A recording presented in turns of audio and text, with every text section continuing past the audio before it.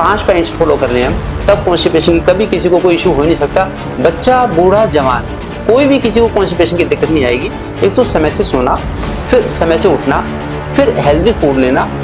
और sir smoking and alcohol कैसे role play करता है कॉन्स्टिपेशन का? या स्मोकिंग और जो अल्कोहल है, ये सारे नर्व्स के कंडक्शन को डिले स्लो करते हैं, तो इसलिए ये तो हमेशा कॉन्स्टिपेशन को वो करेगा, प्रमोट करेगा। क्योंकि सर मैंने काफ़ी सारे यूथ्स को देखा है, वो बहुत ज़्यादा स्मोक एडिक्टेड होते हैं और फिर बाद में जाके उनको कॉन्स्टिपेशन और कैंसर वगैरह की डिसीजेज हो जाती हैं। आयुर्वेदा रिकमेंड करता है कि वर्ल्ड ओवर बेस्ट जो ऑयल है वो तिल ऑयल है, सीजम ऑयल, तो वो नंबर 1 है। बेसिकली तिल से ही तेल का नाम आया है, तो वो सबसे अच्छा रहता है। बस उसकी अमाउंट भी सफिशिएंट होना चाहिए, हाफ कटोरी 50 ml of milk, 50 ml of oil, वो इतना यूज करना। जय माँ Bhavani, welcome back to my channel hunger for fitness. तो आज हम हैं डॉक्टर मनोज मित्तल के पास और आज का टॉपिक है हमारा कॉन्स्टिपेशन। पर उससे पहले हम उनकी जीवन शैली और उनके दिनचर्या के बारे में जानेंगे। So here we go, doctor Manoj Mittal. Thank you Kanishk. Professionally, I am a doctor, MBBS MD doctor. I am a pediatrician, but basically I am a yogi, and lifestyle is my passion. So for last 40 years, we are doing yoga irregularly or regularly, and we have got very much amazing results of yoga in my lifestyle, and my whole family has got a lot of benefits from yoga. So every disease, 99% of diseases in current scenario, they are basically lifestyle diseases. There is a lot of number of diseases which are lifestyle diseases. So many diseases can be cured without medicines. So I think you are doing a good job, so that we can discuss something. Thank you sir. So आप अपनी कुछ दिनचर्या के बारे में बताएंगे? आप सुबह कितने बजे उठते हैं, किस टाइम खाना खाते हैं? और मुझे पता है आप आयुर्वेदा को बहुत ज़्यादा फॉलो करते हैं, तो थोड़ा सा उसके बारे में आप मुझे कुछ बताएं। In my practice, I am following integrated approach of medicine, that is holistic approach, which includes along with allopathy, it includes Ayurveda and naturopathy. And in my real life also, I am preferring natural lifestyle. मैं सुबह early morning में उठता हूँ। मेरे शादी को लगभग 30 साल हो गए, तो 30 साल से हम लोग लगभग 10 बजे सोते थे रात को, और सुबह 4 सवा 4 बजे उठते थे। लेकिन अब कुंभ का स्नान करके आए हम लोग कुछ महीने पहले, तो अब हम लोग सोचते हैं लगभग 9 बजे सो जाते हैं, और सुबह 2:30 बजे उठते हैं। तो 2:30 बजे उठ के हम 3:15 बजे से लेकर 8:15 बजे तक 5 घंटे योगा करते हैं। फिर मैं वॉक के लिए जाता हूँ, रनिंग के लिए जाता हूँ, स्टेडियम जाता हूँ रनिंग के लिए, और फिर मैं मंदिर जाता हूँ, गौशाला जाता हूँ। उसके बाद 10 बजे से मेरी ओपीडी शुरू हो जाती है, 10 से 1 तक मैं ओपीडी करता हूँ। फिर दिन में मेरे लाइव सेशन होते हैं, क्योंकि मैं यूट्यूब पे लाइव होता हूँ, डिफरेंट मेरे 40 चैनल्स पे मैं लाइव होता हूँ, तो लगभग 10 करोड़ पीपल ग्लोबली सारा देखते हैं, मेरे वीडियोज़ देखते हैं, तो मुझे बड़ा अच्छा लगता है, क्योंकि वो सब बेसिकली सारे लोग लाइफस्टाइल को ही देखते हैं। पीछे स्वामी रामदेव हमारे यहाँ हॉस्पिटल में आए, घर पे आए, 1 घंटा रहे, उन्हें बड़ा अच्छा लगा। फिर पीछे हरियाणा के चीफ मिनिस्टर, वो भी बेसिकली लाइफस्टाइल के लिए यहाँ पे आए, क्योंकि मैं पिछले 20 साल से जितनी मर्जी गर्मी हो, मैं बाहर मॉस्किटो नेट लगा के उसमें सोता हूँ, मच्छरदानी में बाहर सोता हूँ, तो मुझे बड़ा अच्छा लगता है। मैं फ़ैन या एसी कुछ नहीं यूज़ करता गर्मियों में, 20 साल हो गए लगभग, तो उससे मुझे बड़ा अच्छा लगता है। उससे सुबह 2:30 बजे मेरी नींद खुल जाती है, और फिर पूरे दिन भर कोई हैंगओवर नहीं होता, और बड़ी ही एनर्जेटिक लाइफस्टाइल रहती है, और ऐसा ही आगे मेरी फैमिली भी वो कर रही है। तो सर मैंने आपकी जो ईटिंग पैटर्न की वीडियोस भी हैं वो भी काफ़ी देखे हैं, क्या आप उनके बारे में कुछ बताना चाहेंगे? एक्चुअली जो हमारी लाइफस्टाइल है, तो उसमें जो फीडिंग हैबिट्स हैं, डाइटरी हैबिट्स हैं, वो बड़ा इंपॉर्टेंट रोल प्ले करती हैं। तो उसमें हमारी बड़ी ही नेचुरल टाइप से खान पान होता है, बिल्कुल प्योर सात्विक खाना हम लेते हैं। तो पहले पिछले 30 साल से, जब से मेरी शादी हुई, हम 2 टाइम खाना खाते थे। जब से कुंभ का स्नान करके आए, तो अब हम 1.5 मील डेली लेते हैं, 1.5 मील डेली। सुबह हम लोग फल लेते हैं, फ्रूट्स लेते हैं 10 बजे के आसपास। फिर दिन में 1 बजे हम खाना खाते हैं, दाल रोटी सब्जियां, वैरायटी ऑफ मील्स उसमें डिशेज होती हैं। फिर हम शाम को बिना नमक का, बिना मीठे का खिचड़ी या दलिया लेते हैं, जिसमें एम्पल ऑफ वेजिटेबल्स होती हैं, एक टिंडा, एक तोरी, एक लौकी का पीस, थोड़ा पेठा, तो ऐसे कई तरह की सब्जियां डाल के वो लेते हैं। तो उससे फिर हमें हैंगओवर नहीं होता, सुस्ती नहीं होती, आलस में, तो सुबह 2:30 बजे नींद खुल जाती है। और इनफ फाइबर होता है जिससे कॉन्स्टिपेशन की भी दिक्कत नहीं होती है। गट मूवमेंट, बॉल मूवमेंट बड़े अच्छे रहते हैं। तो अभी हम अपने टॉपिक पे आ जाते हैं। सो बेसिकली कॉन्स्टिपेशन है क्या सर? उसको मेडिकली टर्म में कैसे डिफाइन कर सकते हैं? कॉन्स्टिपेशन अगर मैं बात करूँ मेडिकली, तो एक तो हार्ड स्टूल होना, थोड़ा सा पेनफुल स्टूल होना, डिफ़िकल्टी के साथ स्टूल पास होना, या फिर उसकी फ्रीक्वेंसी कम हो जाना। Like once thrice in a week, अगर उससे कम होते हैं मोशन तो उसे हम कॉन्स्टिपेशन डिफाइन करेंगे। अगर ये frequency once in a week भी हो सकती है, वंस इन ए 2 वीक्स भी होती है, लेकिन मिनिमम ये है कि 3 टाइम से कम पास होने स्टूल तो उसे हम कॉन्स्टिपेशन। और कॉन्स्टिपेशन के सर क्या क्या कॉजेज हैं, क्या कारण है या कॉन्स्टिपेशन के? कॉन्स्टिपेशन के 2 बड़े कारण हैं। एक है lack of outdoor physically activity. अगर आउटडोर फिजिकल एक्टिविटी कम होगी तो उससे मसल टोन पूर होगी, मसल टोन पूर होगी तो कॉन्स्टिपेशन होगा। फूड की प्रोसेसिंग गट में हो नहीं पाती, इसलिए कॉन्स्टिपेशन, फूड स्टेगनेंट हो जाता है। और दूसरा है lack of fibres in the diet. अगर डाइट डाइट जो प्रोसेस फूड लेंगे या फिर कैंड फूड लेंगे या फिर हाई शुगर फूड लेंगे, शुगर एंड साल्ट का इंटेक ज़्यादा होगा, 4 स्लो वाइट पॉइजन्स अगर ज़्यादा होंगे, लाइक शुगर है, साल्ट है या फिर मैदा है, ट्रांस फैट है, ये ज़्यादा होंगे तो उसमें भी कॉन्स्टिपेशन के चांस होंगे। इसी तरह फ्राइड फूड या फ्रोजन फूड, ये सब कॉन्स्टिपेशन का रीजन है।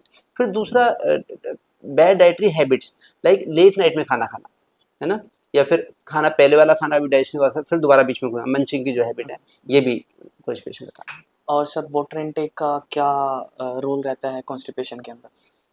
देखिए वाटर इनटेक कम होगा तो कॉन्स्टिपेशन होगा। वाटर इनटेक तब कम होता है जब lack of outdoor physical activity होती है। अगर आउटडोर फिजिकल एक्टिविटी अच्छी होगी फिर वाटर इनटेक नेचुरली अच्छा होगा। तो हम फोर्सफुल वाटर इनटेक ज़्यादा नहीं बढ़ा सकते। कोई अगर दिन भर एसी में बैठा है तो अगर जबरदस्ती पानी पिएगा तो उसे वाटर टेंशन होगा, उससे भी कॉन्स्टिपेशन क्योर नहीं होगा। तो हमें आउटडोर फिजिकल एक्टिविटी करनी होगी जिससे कि नेचुरल हमारी बॉडी की नीड हो और हम पिएँ और उससे फिर स्टूल फॉर्मेशन अच्छी हो और वो लुब्रिकेशन का काम करे, एक व्हीकल का काम करे वाटर। तो ये तब पॉसिबल है जब हम आउटडोर एक्टिविटी अच्छी करेंगे, तब वाटर इनटेक हमारे हेल्प करेगी। और सर कुछ हर्ब्स होते हैं जो कॉन्स्टिपेशन में मदद करते हैं, क्या आप उनके बारे में कुछ बताना या चाहेंगे? जो वर्ल्ड में नंबर 1 हर्ब है जो कॉन्स्टिपेशन में हेल्प करेगा वो है त्रिफला, जो कि हरड़, बहेड़ा और आंवला का एक कंपोजिशन है। 1:4 का एक रेशियो में अगर हम हरड़, बहेड़ा, आंवला लेते हैं तो ये बड़ा अच्छा मोशन को पास, स्टूल पास करवाते हैं। अदरवाइज अगर छोटा बच्चा है कोई तो उसको खाली हरड़ ही घिस के दे देंगे तो उसे भी मोशन ठीक हो जाएगी, अगर छोटे बच्चे हैं जो इन्फेंट्स हैं। और बड़े लोगों के लिए जो बुजुर्ग हैं, एल्डरली पीपल हैं, तो हरड़ का मुरब्बा होता है, तो हरड़ का मुरब्बा लेंगे तो वो भी स्टूल, उसकी स्टूल की प्रोसेसिंग ठीक करवा के तो फिर स्टूल पास करवाते हैं। और सर जैसे इंडियन फूड्स हैं या इंडियन खान-पान है, वो कॉन्स्टिपेशन के अंदर अच्छा है या बुरा है? मतलब कि जो हम रोटी वगैरह ले रहे हैं, चावल, दाल वगैरह ले रहे हैं। इंडियन फूड बहुत अच्छा है बाउल मूवमेंट्स के लिए, बशर्ते कि उसका मिसयूज ना हो। इंडिया की जो लिटरेचर है, फिलोसफिकल जो लिटरेचर है यहाँ की, उसमें ऐसा है कि जो स्पेशल फेस्टिवल्स हैं उन फेस्टिवल्स पे ही हमें एक उसको सीमा को पार करना है। अगर हम डेली ही फ्राइड फूड खाएंगे, डेली ही पूरी परांठे बना के खाएंगे तो वो फिर हमारी इतनी फिजिकल एक्टिविटी होती नहीं, तो हम उसको अगर वो करेंगे, सुपरसीड करेंगे, तब हमें कॉन्स्टिपेशन होता है। अदरवाइज जो इंडियन फेस्टिवल्स हैं 365 डेज में से 200 डेज फेस्टिवल्स होते हैं, लेकिन उसमें जो डिशेज होती हैं वो बड़ी साइंटिफिक हैं, बड़ा साइंटिफिक है इंडियन फूड, जो ऋषि मुनियों ने आज से कुछ हजार साल पहले जो वो किया है, तो उसको हमें इम्प्लीमेंट करना चाहिए, लेकिन उसकी सीमाओं का पालन करना चाहिए। बाउंड्रीज को क्रॉस करेंगे तब हमें दिक्कत होगी। अगर अदरवाइज इंडियन फूड बड़ा ही साइंटिफिक है, वो बड़ा ही फिटनेस फ्रेंडली। और सर मैंने काफ़ी सारे जो इंडियंस हैं, उनको देखा है कि खाने के साथ वो दूध लेते हैं, बट लेकिन आई थिंक आयुर्वेद में ये बोला गया कि आप दूध और नमक को साथ में ना लें, तो या उसका क्या देखिए रिलेशन है टेस्ट ऑफ टंग है, कॉन्स्टिपेशन से? या ये टेस्ट ऑफ टंग है, लोग ऐसा कर लेते हैं, लेकिन इंडियन लिटरेचर में ऐसा स्ट्रिक्टली ये रॉन्ग फूड कॉम्बिनेशन की एक बड़ी लंबी लिस्ट है। तो ये रॉन्ग फूड कॉम्बिनेशन है। दूध अगर लिया है हमने तो 2 घंटे तक हम साल्ट से प्रिपेयर कोई भी चीज़ ले नहीं सकते। तो अगर हमें दूध लेना है तो खाना खाने के 2 घंटे बाद लेने, तब वो उसको बल्कि डाइजेस्ट करने में हेल्प करेगा। अदरवाइज जैसे मिल्क के साथ में अगर हम साल्ट लेते हैं तो ये सारे, देखिए एक जो कोई साल्टी चीज़ है, दाल है तो बड़ी न्यूट्रिशियस है, उधर मिल्क भी बड़ा न्यूट्रिशियस है, लेकिन दोनों एक साथ ले लेंगे तो आयुर्वेद इसको स्ट्रॉन्गली वो करता है, कंट्राडिक्ट करता है कि ये साथ में ना लें, क्योंकि उससे फिर उसका वो डाइजेस्ट नहीं पाएगा। और स्पाइसी फूड कैसे कॉन्स्टिपेशन में या कंट्रीब्यूट करता है सर? या स्पाइसी फूड कंट्रीब्यूट करता है कॉन्स्टिपेशन में, क्योंकि स्पाइसी फूड लेने से जो हमारी जो जो हार्मोनल ग्लैंड्स हैं, जो एंडोक्राइन ग्लैंड्स हैं, या फिर जो डाइजेस्टिव जूसेस बनाती हैं इंटरनल ग्लैंड्स हमारी, तो उनके ऊपर एक्स्ट्रा बर्डन पड़ता है। जितना स्पाइस एक पूरे दिन भर के खाने को डाइजेस्ट करने के लिए चाहिए, स्पाइस बड़ा हेल्प करता है हमारे डाइजेशन में, लेकिन अगर उतना ही स्पाइसेस, उतने स्पाइसेस अगर एक मील में ही उतने हो जाएंगे तो उससे फिर हम रिलीज हो नहीं पाएंगे, जो डाइजेस्टिव जूसेस रिलीज नहीं हो पाएंगे, उससे फिर वो कॉन्स्टिपेशन में कंट्रीब्यूट करता है। ओके सर, और जो बेबीज़ के अंदर किस उम्र से कॉन्स्टिपेशन स्टार्ट हो जाता है? देखिए मैंने तो पिछले 25 ईयर्स में 10 लाख पेशेंट्स देखे हैं, 10 लाख बच्चे मैंने देखे हैं। तो मेरे पास तो 1 मंथ के बेबी भी आते हैं कॉन्स्टिपेशन के लिए, लेकिन यूजुअल जो एज है वो 6 मंथ्स की है। जैसे ही मदर फीड से वीन ऑफ होते हैं बच्चे जो सीरियल्स के ऊपर, तो तब कॉन्स्टिपेशन की शुरुआत हो जाती है। कि कई बार इंटेस्टाइन कंफ्यूज हो जाती है, गट कंफ्यूज हो जाती है कि अचानक अभी तक तो लिक्विड ही ले रहे थे हम, अब सेमी सोलिड आने लगे, इसको कैसे हैंडल करें, उससे होता है कॉन्स्टिपेशन। तो 6 मंथ्स के आसपास बच्चों में। फिर स्कूल गोइंग एज होती है, तब बच्चों की गलत हैबिट्स पड़ जाती हैं कि लॉलीपॉप ले ली, उन्होंने कुछ खा लिया, स्कूल में देखा कैंटीन से कुछ ले लिया, तब भी फिर कॉन्स्टिपेशन दोबारा से फिर शुरू होता है। सर एक और क्वेश्चन है, जैसे मदर्स ब्रेस्ट फीडिंग करती हैं छोटे इन्फेंट्स को, लाइक अगर वो 2 मंथ्स का है 3 मंथ्स का है तब भी कॉन्स्टिपेशन हो या सकता है या नहीं? रियली जो पहले 6 मंथ्स हैं, इसमें कॉन्स्टिपेशन के 2 बड़े रीजन है। एक तो अगर मदर फीड ले रहा है बच्चा, तो ब्रेस्ट फीड अगर बच्चा ले रहा है तो मदर की डाइट कैसी है, मदर अगर ज़्यादा उसमें ठंडी तासी की चीज़ ले रही है, फ्रिज का पानी पी रही है, या फिर फाइबर वाला फूड नहीं ले रही, प्रोसेस फूड ले रही है, जंक फूड ले रही है, फ्राइड फूड ले रही है, उससे बच्चे को कॉन्स्टिपेशन के चांस रहेंगे। सारा मदर का जो डाइट है उसी से मैन्युफैक्चरिंग होती है मदर मिल्क की, ब्रेस्ट मिल्क की, तो वो सीधा बेबी को इफेक्ट करेगा। दूसरा, अगर बेबी बॉटल फीडिंग ले रहा है तब कॉन्स्टिपेशन हो सकता है, अगर बेबी फॉर्मूला फीड ले रहा है तब भी कॉन्स्टिपेशन हो सकता है। ये रीजन है। सो सर बेसिकली आप ये कह रहे हैं कि पेरेंट्स का भी बैलेंस डाइट से या बहुत ज़्यादा रिलेटेड है या अगर आपको बच्चे को हेल्दी रखना है। या कौन से ऐसे सर फूड्स हैं जो बेबी को कॉन्स्टिपेशन कर सकते हैं? ओके, इसमें एक तो प्रोसेस्ड फूड, जितने भी प्रोसेस बिस्किट है, ब्रेड है, रस्क हैं, या फिर जब बड़े बच्चे होते हैं स्कूल गोइंग बच्चों, मोमोज हो गए, पिज़्ज़ा, बर्गर, नूडल्स, ये सब पेस्ट्रीज ये भी कॉन्स्टिपेशन का रीज़न बनते हैं। उसके अलावा जो इवन घर का भी खाना, अगर बासी खाना मम्मी ने सुबह सब्जी दाल बनाई और दोपहर में भी वही दे दी, शाम को भी बच्चे को वही दे दी, वो कॉन्स्टिपेशन का कारण बनेगा। या फिर मम्मी ने आटे को गूँथा नीड करके और फिर उसको फ्रिज में रख दिया, तो वो आटा, आयुर्वेद में ऐसा कहते हैं कि जो हमने चीज़ प्रोसेसिंग कर ली किसी की, तो 48 मिनट के अंदर हमें कंज्यूम करनी है। 48 मिनट का टाइम आयुर्वेद ने अलाउ किया है। अगर बिस्किट के मार्केट में बिस्कुट परचेज करने जाएंगे तो उस पर एक्सपायरी लिखी होगी 3 मंथ्स, 6 मंथ्स, ब्रेड के ऊपर लिखी होगी 2 डेज, 3 डेज की एक्सपायरी। कोई और दूसरे डिब्बा कैन फूड जो है उन पे 6 मंथ्स की, 1 ईयर की भी एक्सपायरी होगी। लेकिन आयुर्वेद के हिसाब से सारा फूड एक्सपायर्ड फूड है, जो आज नहीं तो कल कॉन्स्टिपेशन के लिए रीजन बनेगा। तो इसलिए कोई भी प्रोसेस्ड फूड ना लें, कोई भी स्टोर्ड फूड ना लें। जो बच्चों को जितना फ्रेश फूड देंगे वो लाइव फूड है, और जो प्रोसेस्ड फूड है वो डेड फूड है।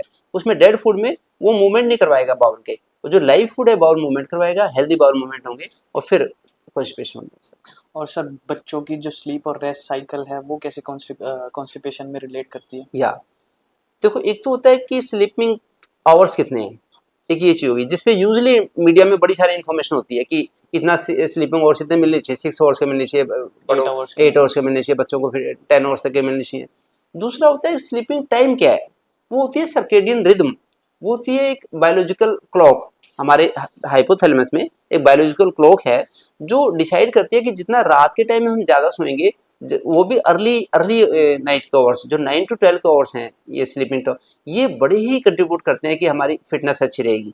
अगर बच्चा लेट सोता है और फिर लेट उठता है, उसने स्लीपिंग टाइम तो पूरा ले लिया, लेकिन उसका जो अंदर का हार्मोनल एक्सिस सारा डिस्टर्ब हो गया। तो जैसे बैलेंस फूड की हमें जरूरत है, बैलेंस फूड लेंगे तो कॉन्स्टिपेशन होगा नहीं। इसी तरह से जो डे एंड नाइट का बैलेंस करना है हमें, कि कितने पे जगना है, हमें कितने पे सोना है, ये ज़्यादा कंट्रीब्यूट करता है। तो टाइमिंग ऑफ स्लीप से ज़्यादा इंपॉर्टेंट है क्वालिटी ऑफ स्लीप।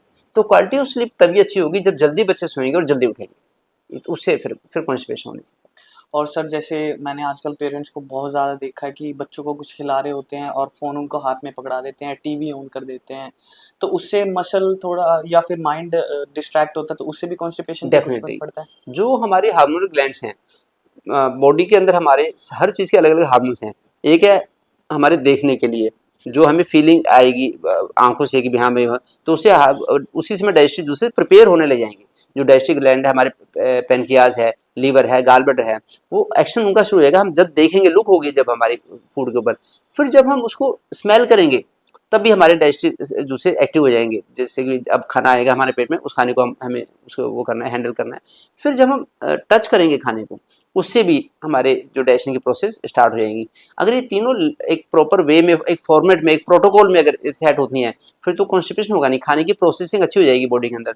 लेकिन अगर उसको सफिशिएंट टाइम नहीं मिला देखने के लिए, सूंघने के लिए, टच करने के लिए, फिर बाइट करने के लिए, तब वो मील डाइजेस्ट नहीं होगा अच्छी तरह से। तो जब खाना खा रहा है बच्चा या इवन बड़े लोग, तो खाने में ही पूरा ध्यान रहे तो उससे फिर खाने की प्रोसेसिंग अच्छी होगी, फिर कॉन्स्टिपेशन होगा नहीं। कई बार जो ओवर फीडिंग कराना या फोर्सफुल फीडिंग कराना, ये भी कॉन्स्टिपेशन का कारण होता है। बच्चे की इतनी आउट ऑफ फिजिकल एक्टिविटी नहीं थी, बच्चों को नीड नहीं है, लेकिन मदर को लगा कि 3-4 घंटे हो गए, अब तो इसे खाना खा लेना चाहिए, तो क्योंकि मैंने अभी बनाया है, फिर मुझे बाहर जाना है, मार्केट जाना है, मुझे ऑफिस जाना है, तो अब तो इसको खाना, तो वो जो बिना डाइजेस्टिव जूसेस रिलीज हुए खाना अगर बच्चा खा रहा है, वो भी कॉन्स्टिपेशन करेगा। तो पूरा ध्यान खाने में होना चाहिए, और बच्चा मांग के खाना खाएगा तब कॉन्स्टिपेशन नहीं होगा। बिना मांगे हम टाइम दे के खाना खिलाएंगे, उससे कॉन्स्टिपेशन के चांस बढ़ेंगे। और सर मालिश कैसे कंट्रीब्यूट करती है कॉन्स्टिपेशन के अंदर? आयुर्वेदा में मालिश को वात कम करने वाला बताया गया है। तो इसमें मालिश से हमारी मसल टोन इंप्रूव होती है, हमारी जो इंटरनल हार्मोनल ग्लैंड्स हैं, एंडोक्राइन ग्लैंड्स, इनका लुब्रिकेशन होता है, इनमें मैच्योरिटी आती है, इनमें परफेक्शन, इनकी एफिशिएंसी इंप्रूव होती है। सारी हमारी जो एंडोक्राइन ग्लैंड्स है, एक्सोक्राइन ग्लैंड्स, थायराइड, पैंक्रियाज, और जो इवन गाल ब्लैडर, लीवर वगैरह, ये बड़े एक्टिव होते हैं, इनकी मसाज होती है मालिश से। तो मालिश बड़ी अच्छी चीज़ है, मालिश एक यूनिक वैक्सीन है। तो मालिश अगर होगी तो बच्चे को कॉन्स्टिपेशन नहीं होगा। पूरी बॉडी की, फुल बॉडी की मसाज 40 टू 60 मिनट्स तक करनी चाहिए, 40 से 60 मिनट। और मालिश खाली पेट ही करनी होती है, बच्चे ने कुछ खाया ना हो तब मालिश करेंगे। उसके बाद जो बच्चा खाए पिएगा उसको एकदम ग्लैंड्स एक्सेप्ट कर लेंगी और उस पर वर्किंग करना शुरू कर देंगे, मसल टोनिंग हो जाएगी। सो सर इसका कोई स्पेसिफिक टाइम भी होता है या पूरे दिन में कभी भी आप मालिश कर सकते हो? या तो बिफोर सनराइज या बिफोर सनसेट, वो सबसे अच्छा टाइम है सो उसका फायदा क्या है सर? मालिश से। ये तो मसल टोन ज़्यादा इंप्रूव होती है, ये हार्मोनल बैलेंस ठीक होता है, हार्मोन्स ज़्यादा प्रिपेयर होते हैं, ग्लैंड्स की एक्टिविटी बढ़ जाती है, एफिशिएंसी बढ़ जाती है, जिससे कि फिर कॉन्स्टिपेशन होता है। Yes, good. और सर आप कुछ पेरेंट्स को ऐसी हेल्पफुल टिप्स देना चाहेंगे ताकि बच्चा उनका हेल्दी रहे और कॉन्स्टिपेशन से बचे? या 5 टिप्स हैं जिससे हर कोई बच्चा हेल्दी रहता है, क्योंकि मेरा एक्सपर्टाइज है इस बारे में। जो मेरी गुड़िया है 18 ईयर्स की होगी, सौम्या, और जो मेरा बेटा है पार्थ, वो 28 ईयर्स का हो गया। ये लोग कभी भी बीमार नहीं हुए, क्योंकि उनकी बड़ी हेल्दी लाइफस्टाइल रही थी। तो उसमें यह है कि एक तो बच्चों को समय से खाना दे दें, शाम को जितना समय से ले लेंगे खाएगा, अगर हो सके तो सनसेट से पहले खाना दे दें। फिर बच्चों को वॉक करा के लाएं। जो बच्चा 3 ईयर्स का है वो 3 किलोमीटर की वॉक कर सकता है। पेरेंट्स यूजली पीछे हट जाते हैं, पेरेंट्स बहाने भी बनाते हैं, प्रिटेंड करते हैं कि ये देखो छोटा सा बच्चा कहाँ वो करेगा। वो पेरेंट्स भी आगे आगे भागे जाएंगे अगर पेरेंट्स का मोराल उनको मिलेगा, उनका पेरेंट्स का सपोर्ट उनको मिलेगा। तो पेरेंट्स के साथ बच्चे बड़े खुश होकर जा सकते हैं बाहर, अगर पेरेंट्स मोटिवेट हो जाएं और वो लेके जाएं बच्चों को साथ में। तो एक तो खाना जल्दी दें शाम को सनसेट से पहले, फिर उनको लंबी वॉक करा के लाएं, फिर जल्दी सुलाने के लिए मोटिवेट करें बच्चों को। ऐसा माहौल घर में बना लें कि स्क्रीन टाइम उनका वो उस समय ना एंगेज ना हो, और फिर जल्दी, फिर लाइट्स वगैरह ज़्यादा ऑन ना हो, टीवी ना चले, तो जल्दी खाना खाए कि जल्दी सोएंगे। और सुबह जो बच्चा जल्दी उठेगा उसकी बड़ी हाई क्वालिटी की फिटनेस रहेगी। लगभग सनराइज से पहले बच्चों को उठ जाना चाहिए, उठ के फिर पहले मालिश कर दो उनकी। बेशक सोए सोए की भी मालिश कर सकते हैं छोटे बच्चे की, बच्चा सो रहा है आप मालिश कर दो, उसका सारा इनर्शिया खत्म हो जाएगा, उसकी सुस्ती गायब हो जाएगी, फिर बच्चा उठ जाएगा। फिर उसको नहलाओ 2-3 बाल्टी पानी से। बच्चे की मालिश करना और बच्चे को नहलाना ये एक थेरेपी है आयुर्वेद में। तो जैसे पंचकर्मा ट्रीटमेंट होता है, ऐसे ही मालिश करना और नहलाना बड़ी अच्छी थेरेपी है, जिससे कि बच्चे की फिटनेस का लेवल बड़ा हाई होता है और बच्चा पूरे दिन एनर्जेटिक रहता है। जैसे मोबाइल की बैटरी हम सुबह चार्ज कर लेते हैं, दिन भर मोबाइल यूज़ करते हैं, ऐसे ही अगर बच्चे की सुबह मालिश होगी और सुबह नहा के बाहर घुमाने के लिए आए, तो बस बच्चे का एंडोक्राइन सिस्टम भी, नर्वस सिस्टम भी बड़ा अच्छा काम करेगा, और पूरे दिन बच्चा बड़ी ट्यूनिंग में रहेगा। और जो भी करेगा वो, चाहे पढ़ाई करे, चाहे म्यूजिक में जाए, या फिर स्टडी, या फिर वो फील्ड में जाए, स्पोर्ट्स में जाए, सारे काम बड़ा एफिशिएंटली करेगा बच्चा। और एक्सरसाइज कैसे गट हेल्थ के लिए हेल्पफुल है सर? या जो गट हेल्थ है, गट 2 तरह की मसल्स होती है हमारी बॉडी में। एक तो होती है स्केलेटल मसल्स, जो हमारे ऑर्डर को फॉलो करती है, हम कहते हैं तो वो काम करेंगी। एक होती है जो इनवॉलंटरी मसल्स हैं, जो ऑटोमेटिकली जैसे खाना गया तो खाने को डैश करेंगे, हमने सांस अंदर ली तो सांस को अंदर सारे पूरी बॉडी में डिस्ट्रीब्यूट करेंगी।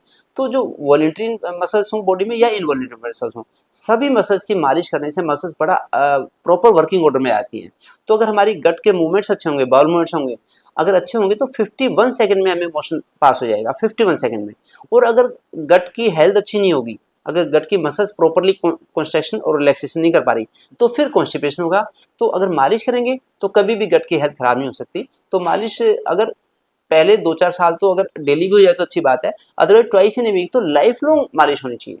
जिसकी twice in a week life long मालिश होती रहेगी, चाहे बच्चा हो या बड़ा हो, तो उसकी गट कभी भी जवाब नहीं देती, कभी भी बाउल मूवमेंट्स का कोई इशू नहीं होगा, कभी भी कॉन्स्टिपेशन या डायरिया कोई दिक्कत नहीं। और मालिश के लिए सर कौन से ऑयल वगैरह यूज करने चाहिए हमें? आयुर्वेदा रिकमेंड करता है कि वर्ल्ड ओवर बेस्ट जो ऑयल है वो तिल ऑयल है, सीजम ऑयल, तो वो नंबर 1 है। बेसिकली तिल से ही तेल का नाम आया है, तो वो सबसे अच्छा रहता है। बस उसकी अमाउंट भी सफिशिएंट होना चाहिए, हाफ कटोरी 50 ml of milk, 50 ml of oil, वही इतना यूज करना चाहिए। हमारे। और सर जैसे मैंने काफ़ी सारे इंडिविजुअल्स देखे हैं जो नॉन वेजिटेरियन होते हैं, उनको कॉन्स्टिपेशन की बड़ी दिक्कत होती है, तो उसका क्या रीज़न है सर?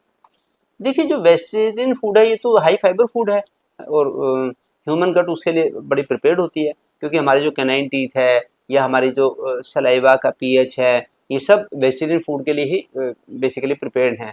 तो उसमें तो अगर वेजिटेरियन फूड लेंगे तो कॉन्स्टिपेशन नहीं होगा, नॉन वेज फूड में तो कॉन्स्टिपेशन होने के चांस, वो ज़्यादा एसिडिक होता है वो, इसलिए कॉन्स्टिपेशन। और सर काफ़ी सारे जैसे आजकल डाइटिशियन हैं, न्यूट्रिनिस्ट हैं, वो आजकल बताते हैं कि इंडियन फूड प्रोटीन में डेफिशिएट करता है, रिच नहीं है, तो उसका आप मतलब आपका क्या कहना है उसके? देखिए इंडियन फूड में बड़ी अच्छी प्रोटीन्स हैं। वर्ल्ड नंबर वन प्रोटीन जो है वो है मूंग की दाल की प्रोटीन, जिसको डाइजेस्ट करना बड़ा इजी है, जो इजीली डाइजेस्ट हो, सबको अवेलेबल हो जाए, सारे बॉडी के ऑर्गन्स को मिल गई, वो प्रोटीन सबसे अच्छी है। इसका नेट प्रोटीन यूटिलाइजेशन, इसी बायोलॉजिकल वैल्यू वर्ल्ड में नंबर वन है मूंग की दाल की प्रोटीन। लेकिन बॉडी इतनी एफिशिएंट होनी चाहिए जैसे कि छत्रपति शिवाजी की थी, जैसे महाराणा प्रताप की थी, जैसे भगत सिंह की थी, चंद्रशेखर आजाद की थी। तो उन्होंने पूरे जज्बे के साथ काम किया। तो अगर बॉडी अपटेक कर रही है प्रोटीन्स का, तब वो प्रोटीन हमें अवेलेबल हो पाएगी। हमने कोई किसी ने कोई आयरन की टैबलेट भी ले ली, कैल्शियम की टैबलेट भी ले ली, और वो भी स्टूल में ऐसी पास होगी, तो उसका क्या फायदा होगा? अगर कोई हेवी प्रोटीन्स लेता है, प्रोसेस प्रोटीन लेता है, सप्लीमेंट्स लेता है, लेकिन अगर बॉडी एब्जॉर्ब नहीं करी तो वो भी वेस्ट हो जाएंगे स्टूल में, है ना?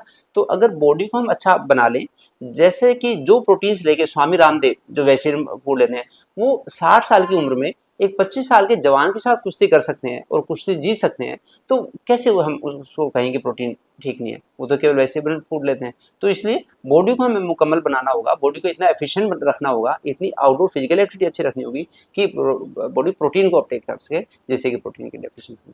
और सर स्मोकिंग एंड अल्कोहल कैसे रोल प्ले करता है कॉन्स्टिपेशन के या अंदर? स्मोकिंग और जो अल्कोहल है, ये सारी नर्व्स के कंडक्शन को डिले स्लो करते हैं, तो इसलिए ये तो हमेशा कॉन्स्टिपेशन को वो करेगा, प्रमोट करेगा। क्योंकि सर मैंने काफ़ी सारे यूथ्स को देखा है, वो बहुत ज़्यादा स्मोक एडिक्टेड होते हैं और फिर बाद में जाके उनको कॉन्स्टिपेशन और कैंसर वगैरह की या डिसीजेज हो जाती हैं। या तो आप कुछ ऐसा यूथ को यूज़फुल टिप्स देना चाहेंगे that they can quit smoking और अल्कोहल? या सी एक तो पॉजिटिव माइंडसेट रखना होगा, पॉजिटिव माइंडसेट रखें, नेचर के साथ ज़्यादा टाइम स्पेंड करें।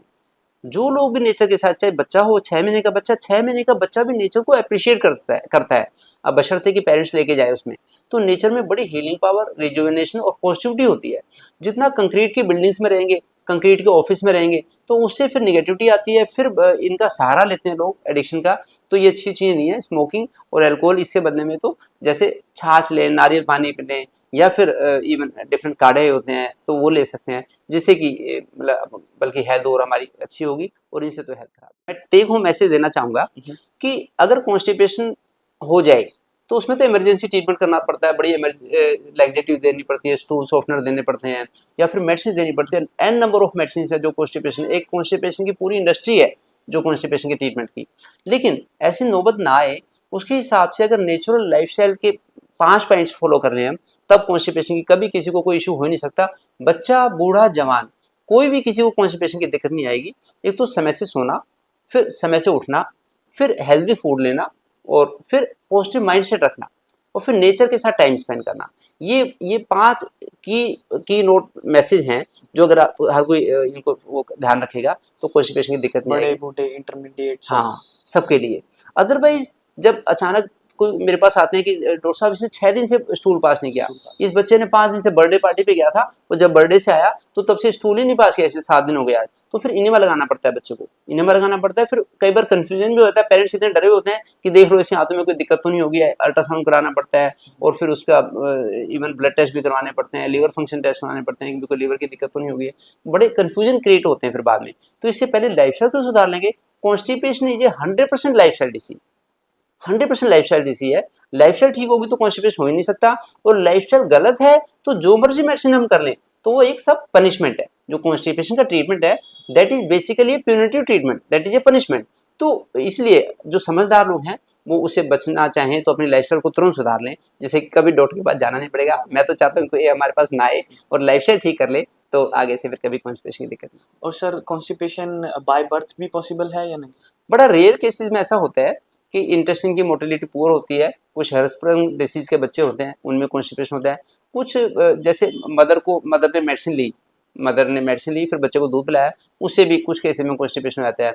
या फिर इवन जो बच्चे हैं बड़े या फिर एडल्ट लोग भी हैं एंटी हिस्टामिनिक मेडिसिन लेते हैं, जो एलर्जी की दवाइयाँ, जुकाम की दवाई है, या फिर कुछ एंटीबायोटिक्स हैं जिनसे कॉन्स्टिपेशन हो जाता है, या फिर कुछ जो फिट्स के लिए कन्वर्जन सीजर किसी होते हैं उसमें दवाई देनी पड़ती है, उससे कॉन्स्टिपेशन हो जाता है। तो ऐसा कुछ केसेस में हो जाता है, लेकिन फिर भी लाइफ स्टाइल से हम उसको काफ़ी ठीक कर सकते हैं। सर कुछ ऐसी आयुर्वेदिक फॉर्मूला आप बता सकते हो कॉन्स्टिपेशन के लिए या जो दो बड़ी हमें चीजें हैं वर्ल्ड ओवर ग्लोबली। एक तो है त्रिफला, जो सुबह उठते ही आधी चम्मच ले लें। तो मीनवाइल एक विंडो पीरियड होता है कि आज से हमने लाइफस्टाइल को ठीक करना शुरू किया। किसी को 10 साल से कॉन्स्टिपेशन है, किसी को 5 साल से कॉन्स्टिपेशन है, क्योंकि लाइफस्टाइल ठीक नहीं है। तो उसमें 1 महीना लगता है लाइफस्टाइल को ठीक करने में, जिससे कॉन्स्टिपेशन आगे ठीक हो जाएगा। तब तक के लिए सुबह त्रिफला ले लें। जैसे जो कोई बच्चा है तो 5 साल का बच्चा तो आधी चम्मच त्रिफला ले लिया, 1 गिलास कोसे पानी से ल्यूकवार्म वाटर के साथ में। और अगर कोई बड़ा है तो एडल्ट है तो 1 चम्मच त्रिफला और 1 गिलास ल्यूकवार्म वाटर ले लिया। सुबह के टाइम तो त्रिफला ले उठते ही, जितना जल्दी लेंगे सनराइज से पहले जितना ले लेंगे उतना ज़्यादा इफेक्टिव रहेगा। तो बॉल मूवमेंट का सबसे अच्छा टाइम होता है before sunrise. Before sunrise bed छोड़ देना चाहिए, बिस्तर छोड़ के, और पानी पी के आउटडोर आ जाओ, वॉक करो, रनिंग करो, तो वो बड़ा अच्छा, उससे गट की हेल्थ अच्छी हो जाती है। और दूसरा फिर शाम को खाने के बाद, खाना हमें यूजली सनसेट से पहले ले लेना चाहिए, या फिर सनसेट के आधे घंटे बाद तक ले लें, 1 घंटे बाद तक ले लें।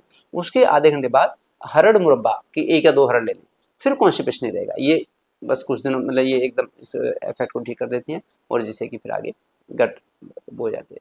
ठीक है। Thank you sir for giving your precious information to us and लोगों को भी बहुत अच्छा लगा आपको देखकर। सो थैंक यू सर।